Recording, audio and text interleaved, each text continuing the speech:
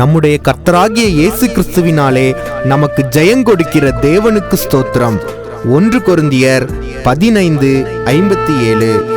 எதிர்த்தெழுவோர் பெருகினாலும் கர்த்தர் கைவிட்டார் என்று சொன்னாலும், எதிர்த்தெழுவோர் பெருகினாலும் கர்த்தர் கைவிட்டார் என்று சொன்னாலும், கேடகம் நீர்தான் மகிமையும் நீர்தான், தலை மீற செய்பவர் நீர்தான்.